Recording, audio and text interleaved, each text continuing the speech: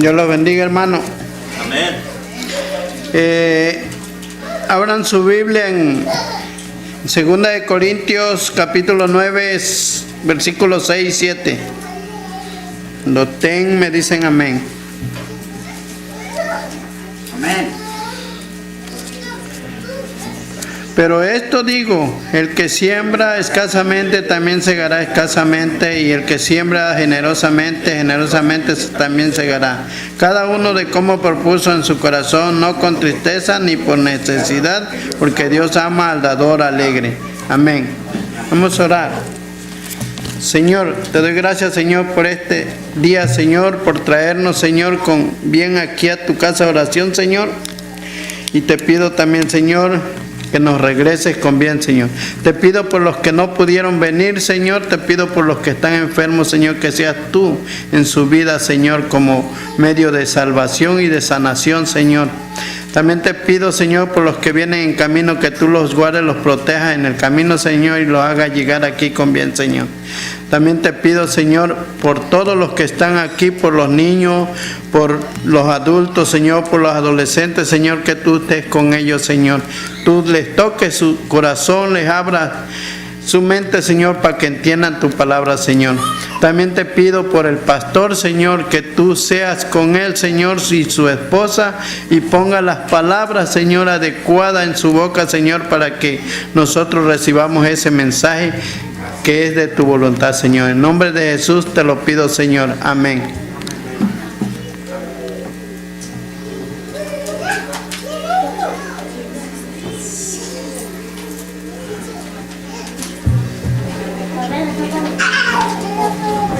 Hermanos, para mí es un privilegio presentarles a este niño que ama mucho al Señor y en su corazón le ha nacido cantarle, y él viene a ensayar y el de él sale que quiere cantar y alabar al Señor. Entonces con ustedes le dejo a Ronaldo, que va a entonar una alabanza hacia el Señor.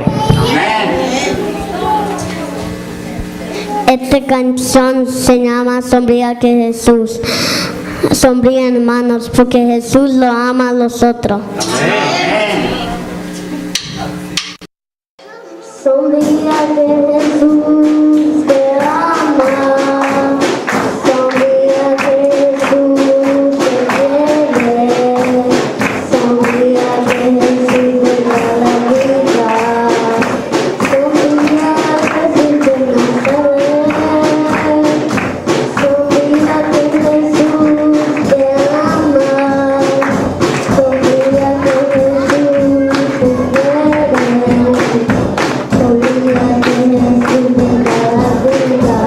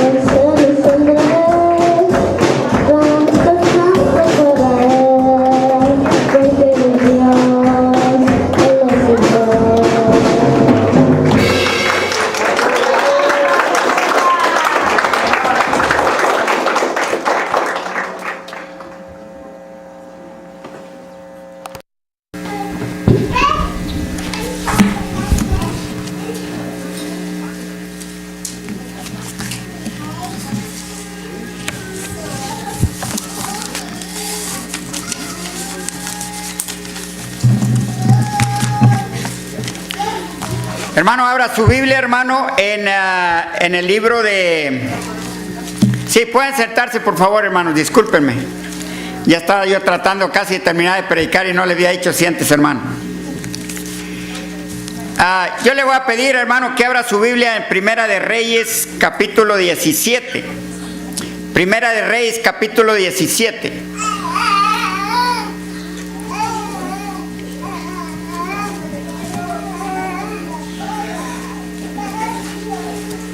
Primera de Reyes, capítulo 17, del 1 al 10. Primera de Reyes, capítulo 17, del 1 al 10. Le voy a pedir a mi hermano Miguel Ruiz, si puede venir aquí, brother, y leer la palabra del Señor, para que todos participen, hermanos, para que todos sientan que están participando aquí de la palabra del Señor. Primera de Reyes, capítulo 17, del 1 al 10. Pónganse de pie, hermanos, para alabanza y reverencia a nuestro Señor. La palabra de Dios dice: en el año 10º de Acaz, rey de Judá, comenzó a reinar Oseas, hijo de Elá, en Samaria sobre Israel, y reinó 9 años. 17 del 1 al 10, del 1. Oh, Primera de Reyes. Estás en segunda. Estoy segunda de Reyes, perdón. Primera de Reyes, man. Perdón, 17. Primera de Reyes. Perdón. Aquí está. Dice, Elías predice la sequía. Entonces Elías Tisbita, que era de los moradores de Galaad, dijo a Acab: vive Jehová Dios de Israel, en cuya presencia estoy, que no habrá lluvia ni rocío en estos años, sino por mi palabra. Y vino a él palabra de Jehová, diciendo: apártate de aquí y vuélvete al oriente, y escóndete en el arroyo de Querit, que está frente al Jordán. Beberás del arroyo, y yo he mandado a los cuervos que te den allí de comer. Y él fue e hizo conforme a la palabra de Jehová, pues se fue y vivió junto al arroyo de Querit, que está frente al Jordán. Y los cuervos le traían pan y carne por la mañana, y pan y carne por la tarde, y bebía del arroyo. Pasados algunos días se secó el arroyo, porque no había llovido sobre la tierra. Vino luego a él palabra de Jehová, diciendo: levántate, vete a Serepta de Sidón y mora allí. He aquí yo he dado orden allí a una mujer viuda que te sustente. Entonces él se levantó y se fue a Serepta, y cuando llegó a la puerta de la ciudad, he aquí una mujer viuda que estaba allí recogiendo leña. Y él le llamó y le dijo: te ruego que me traigas un poco de agua en un vaso para que beba. Amén. Está bien, maestro, gracias. Pueden sentarse, hermanos.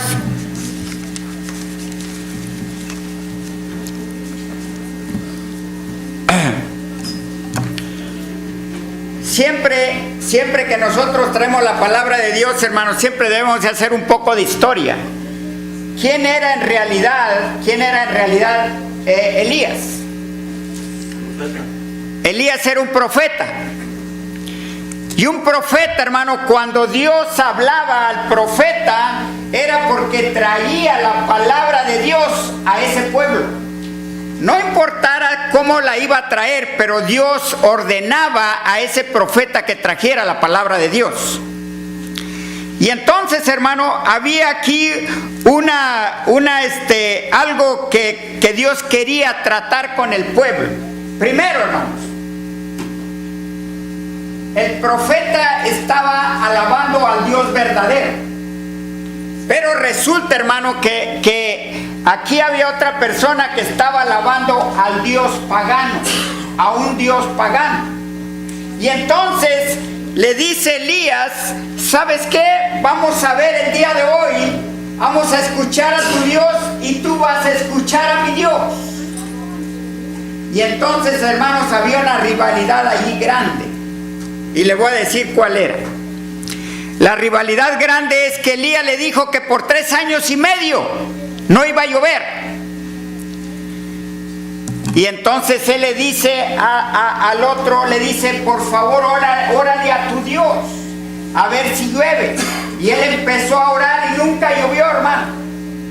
Entonces, hermano, nos damos cuenta aquí, si usted abre su Biblia en Santiago capítulo 5, vayamos a Santiago capítulo 5, versículos 17 y 18.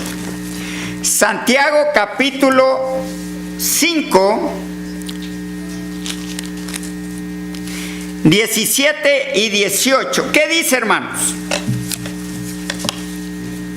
Elías era un hombre sujeto a pasiones semejantes a las nuestras, y oró fervientemente para que no lloviese, y no llovió sobre la tierra por 3 años y 6 meses.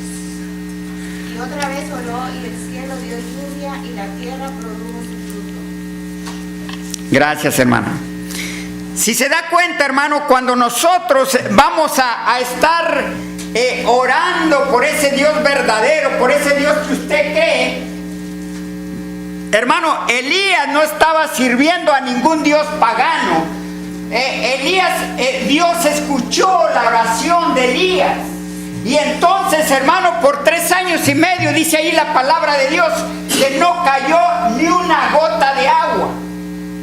Y entonces, por eso es que la historia, hermano, la historia va caminando y va caminando. Y entonces le dice claramente Dios a Elías, vete allá a donde está el arroyo y escóndete. ¿Por qué se iba a esconder, hermano? Porque en realidad, si nos damos cuenta, hermano, cuando usted está hablando, usted está trabajando para el Dios verdadero, no va a haber una persona que se enoje y va a estar contra usted. Este hombre quería matar a Elías, hermano. Y entonces Elías se fue a esconder, hermano, porque cada ser humano, hermano, dentro de nuestras emociones, nosotros tenemos miedo, o algunas cosas, tenemos alguna cosa que tengamos allí nosotros, pero este hermano tenía miedo y se fue a esconder. Fíjese, le quiero demostrar aquí, hermano, que a veces nosotros no le creemos a Dios.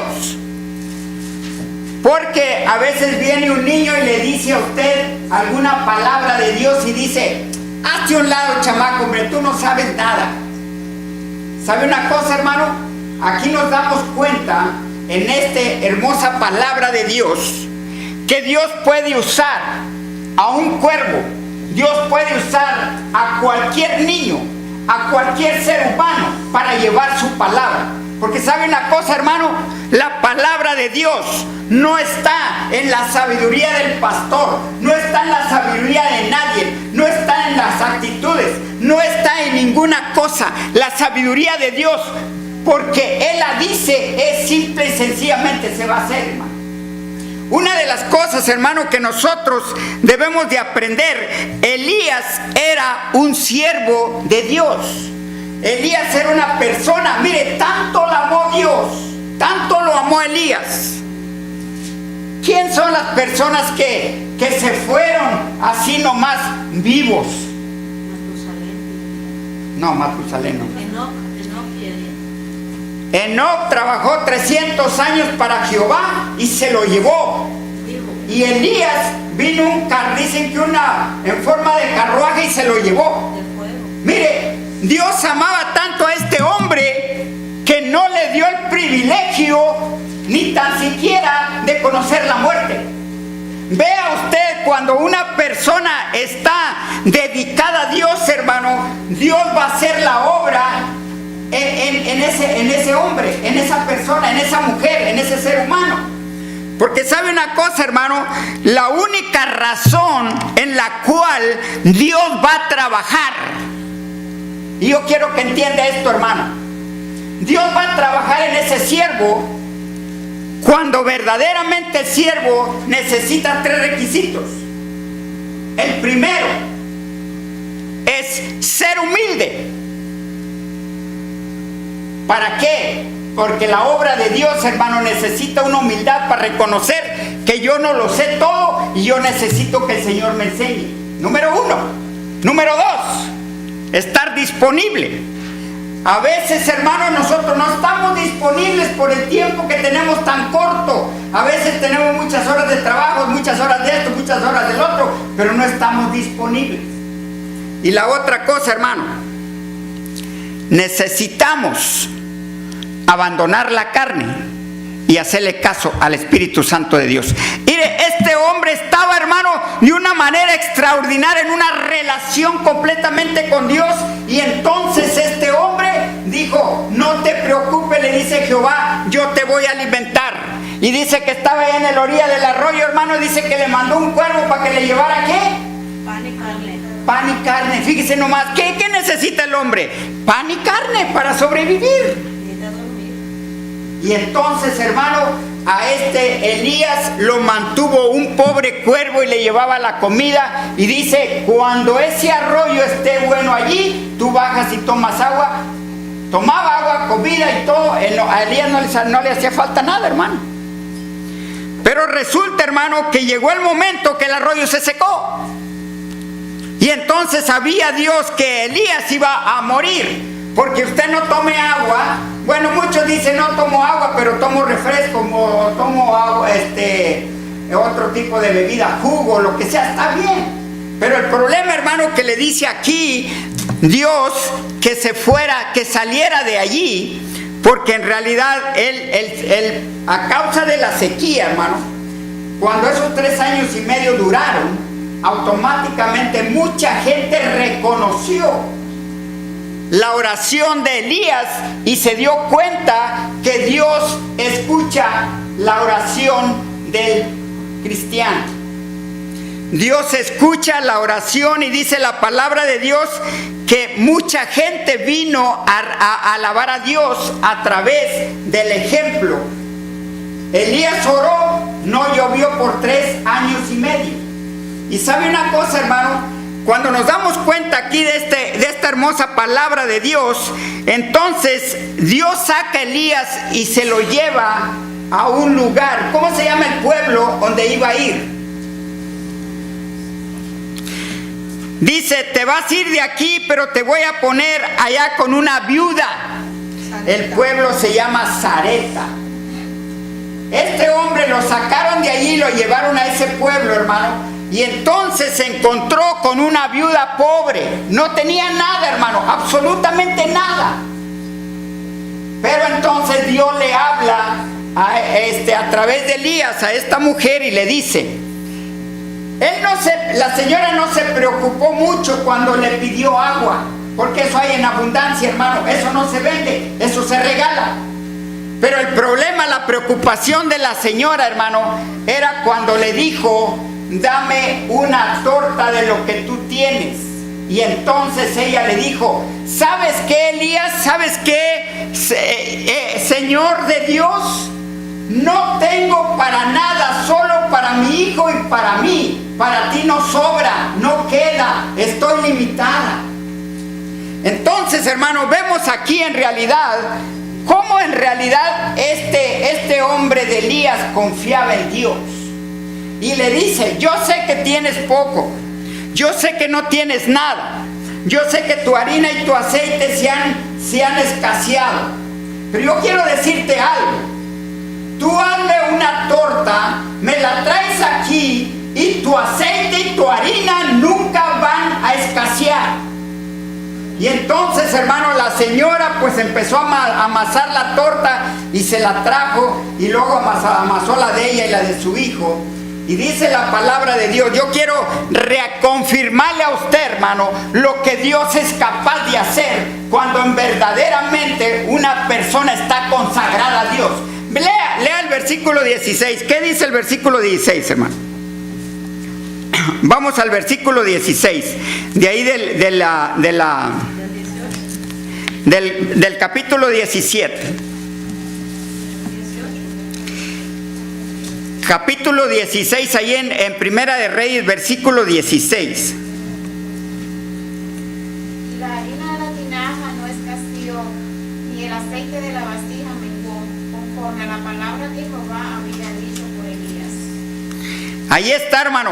Una de las cosas que yo quiero confirmarle el día de hoy, hermano, que toda la palabra de Dios desde Génesis, Apocalipsis se va a cumplir. El viernes, hermano, trajimos una hermosa palabra donde el ministerio, el futuro ministerio de Dios, el futuro ministerio de Jesús, y nos dimos cuenta, hermano, que cada uno de nosotros vamos a dar cuenta, ya sea bueno o ya sea malo, vamos a darle cuentas a Jesús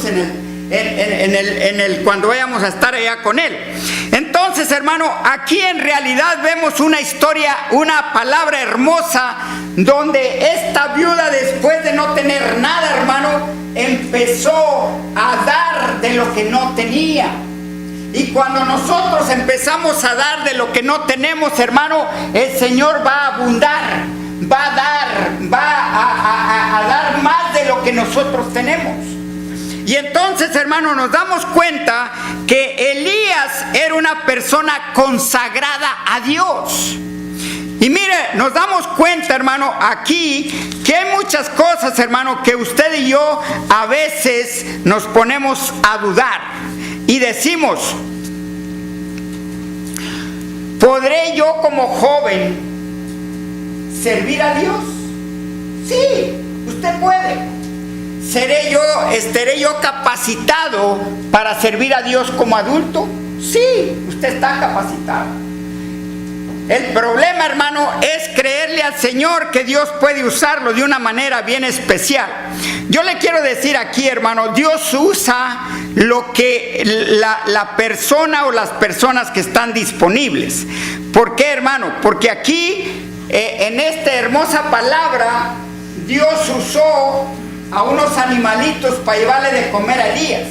Luego después usó a la mujer viuda para darle de comer. Pero pasa algo más importante aquí, hermano. El hijo de esta mujer, hermano, se empieza a poner enfermo y por lo tanto muere.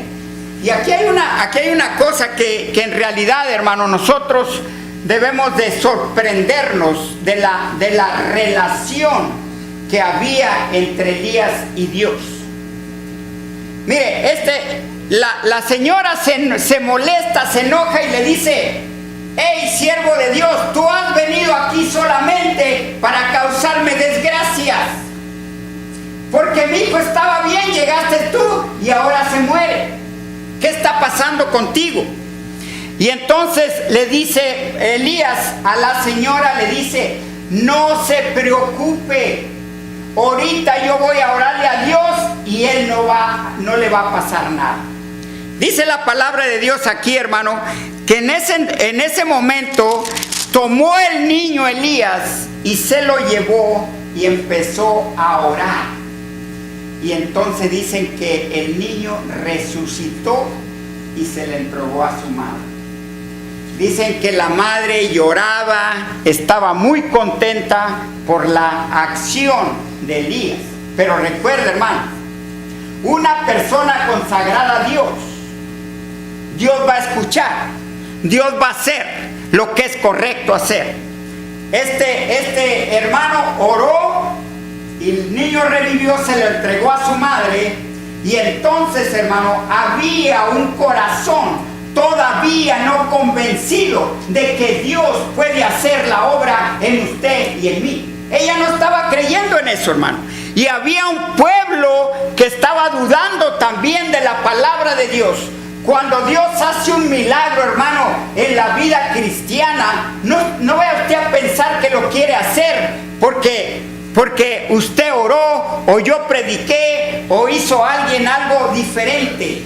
Dios lo hace para que el pueblo reconozca que hay un Dios verdadero y un Dios todopoderoso y un Dios vivo, y ese Dios hace lo que a usted y a mí son cosas imposibles. Para Dios no hay nada imposible. Y entonces, hermano, nos damos cuenta aquí que dice la palabra de Dios que Elías tomó al niño y se lo llevó y oró.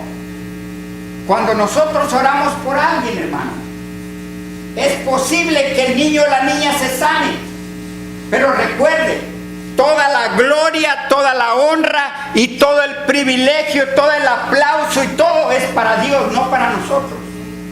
Porque nosotros, hermano, podemos sentir que hicimos una oración muy excelente, que nosotros tenemos poder y que nosotros tenemos... No, hermano, el poder viene de Dios. Y la persona consagrada a Dios siempre va a hacer cosas que le agraden a Dios.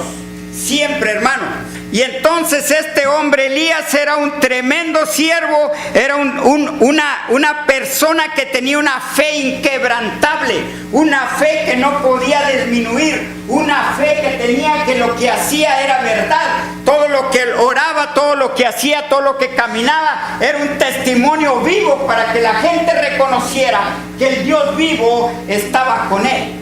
Hay una cosa hermosa, hermano, donde nosotros podemos darnos cuenta el día de hoy, que a veces, hermano, nosotros oramos y pensamos que las oraciones se quedan aquí en el techo. No, hermano, las oraciones se van al trono de la gracia de Dios.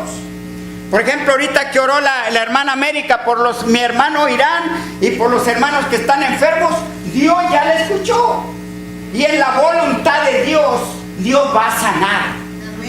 No va a sanar cuando yo quiera o cuando usted quiera. Dios va a sanar en su santa voluntad. Y entonces, hermano, nos damos cuenta para que cada uno de nosotros podamos ver, hermano, el gran poder de Dios en la vida de cada uno de nosotros. Que podamos ver con otros ojos espirituales. Que abramos los ojos espirituales y veamos cuál es la grandeza de Dios, cómo usted y yo podemos ser siervos, que seamos agradables a Dios, que podamos caminar con ese testimonio, hermano, que podamos ver que trabajemos a la obra de Dios sin ningún problema. Que podamos ver que Dios es el único que va a hacer la obra aquí en esta iglesia y en cualquier iglesia. Dios va a hacer la obra. Pero a veces, hermanos, reconocemos nosotros que a veces tenemos un poco de fe. Muchas de las veces Hebreos 11 claramente dice que la fe es la certeza de lo que se espera, la convicción de lo que no se ve. Y a veces nosotros, hermanos, necesitamos ver. Ahí lo que yo le dije está en Hebreos 11:1. Ahí está lo que dice la fe. La fe es la certeza de lo que se espera, la convicción de lo que no se ve. Y si vamos allí a Hebreos 5 o Hebreos 6, en el mismo capítulo 11 dice que sin fe es imposible agradar a Dios.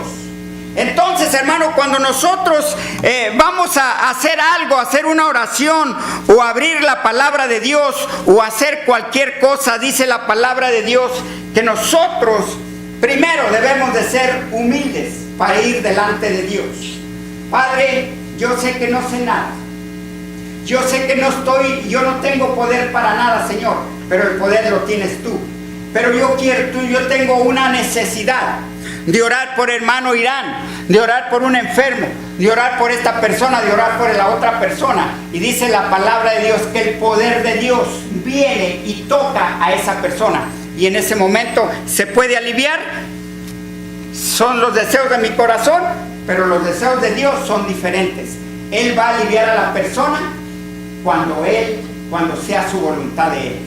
Y entonces, hermano, el asunto aquí, hermano, es que el privilegio que usted tiene y yo tengo de orar, dice la palabra de Dios, que nosotros no dejemos de hacerlo.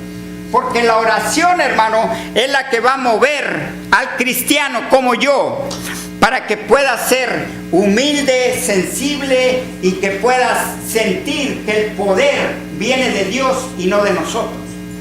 A través de la oración podemos comunicarnos con Dios, hermano, no tanto para que usted hable con Dios, sino para que Dios toque nuestro corazón. Hay momentos, hermano, que nosotros oramos. Hay momentos que nosotros estamos leyendo la palabra de Dios y no hay impacto en nuestro corazón. Pero hay momentos, hermano, que viene el Señor y te toca y dice, este es el momento que tú necesitas para ser humilde. Y entonces oramos y lloramos. No tan solo oramos, hermano, sino lloramos delante de Dios. Porque dice la palabra de Dios que el Espíritu Santo de Dios que está allí, que mora en usted y que mora en mí, dice la palabra de Dios que nos toca de una manera bien especial. Para que nosotros podamos entender que usted no está solo. Usted en sus tribulaciones no está solo. Usted, hermano, usted tiene solamente una cosa que hacer: de hablarle al Espíritu Santo.